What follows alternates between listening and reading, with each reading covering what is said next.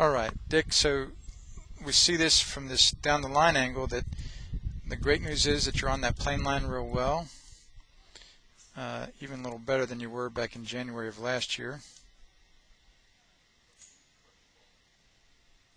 where you were more above it there in January at the golf show.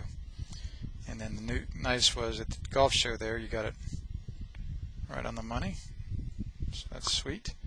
And then from this face-on angle today, remember I showed you how in so many ways you're like the tour players, but in this one way that head was actually going up and back a little bit through the ball.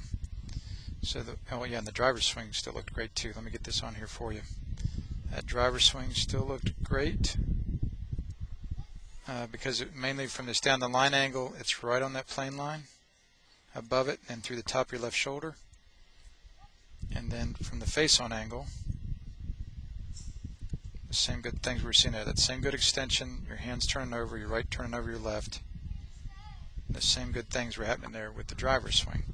So the only really thought I wanted to give you was to get, here's this practice swing. Make sure you tell your wife you didn't miss the ball there, or the kids. Where, see, now you're feeling like through impact your head is going more toward the target right there. And then sure enough, when you tried to do it, so you're on your front foot earlier, and that's what I'm going to say would eliminate some of those fat shots that you're hitting occasionally. And then when you tried to do it with the ball there, you pulled it off again.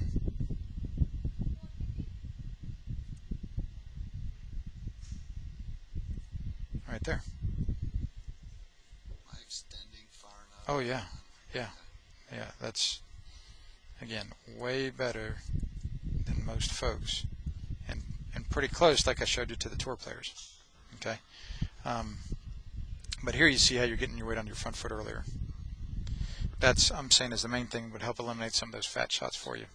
And then the other thing I'd tell you about that is most of the time I've seen people hit fat shots, especially better players like yourself, guys at about 8 or 10 or lower, guys and girls, is quite often you're just not quite ready to hit the shot. You know, like, you ever seen the old newsreels of Bobby Jones? There's some great old newsreels that he made back in the 30s of Bobby Jones, and you'd see this swing. And my aunt grew up in Atlanta, so she did everything he did. They actually became friends, and so she would even say, she said, Joe, it's almost like the swing starts back here. You know, where you're back here, or they are, and just like Bobby, and they stepped, you know, the both of them stepped around to it, you know, and then they put the club down in front of the ball, and then they kind of stepped and waggled, and then put the club down behind the ball, and then maybe another waggle, and then they went ahead and swung. And so, like I said, I caddied for about 10 or 12 times over the years at different events, and I could almost tell if the shot was going to go haywire, because something apparently was in her head that bothered her a little bit. And then also I could tell sometimes when the shot was going to be great, because it just looked like, okay, I think it's coming. Sure enough, for whatever reason, it's almost imperceptible. So what I've seen is quite often people in their normal routines, they hit these good shots, and then for whatever reason, again, something bothers them, or they get distracted or something, and they get a little out of the routine, and then they're at impact, and they're not their normal elapsed time from when they stepped around to the ball, you know, and they hit it fat. It goes kerflooey. So just be a little more cognizant of that. See if sometimes maybe when you hit some fat shots, you're just a little quick or a little slower, or something got in your mind or something right before the few seconds before the swing. But physically, that's mentally. Now physically, I'm saying this is better, where you're letting your weight get onto your front foot, and that trying to get the lowest part of the downward arc, you know, in front of the ball, like we see for the tour players.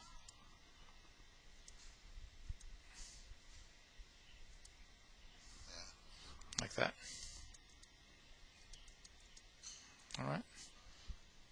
And again, it doesn't have to be perfect on the video here, like we saw here, to get a little better ball flight, because we're only talking, you know, halves and 3/4 of inches or something.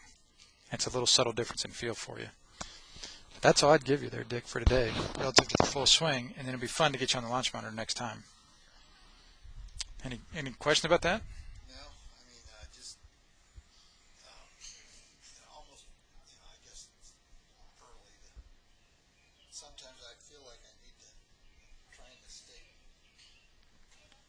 back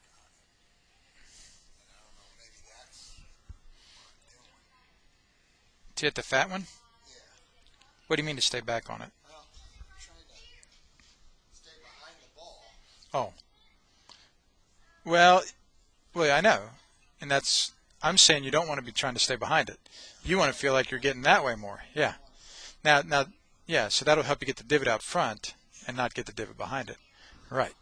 And then what we saw here, you're already hitting the ball a little to the right tonight when we're warming up, but just like in baseball, when you get ahead of it, it's going to tend to go to right field. So if you do start working on this and you start getting it to right field, just go ahead and, like I asked you, what would you do to straighten that draw? Just turn your hands over a little more, close the face a little more, and you'll probably be totally fine. Because when I hit a good solid one, and I feel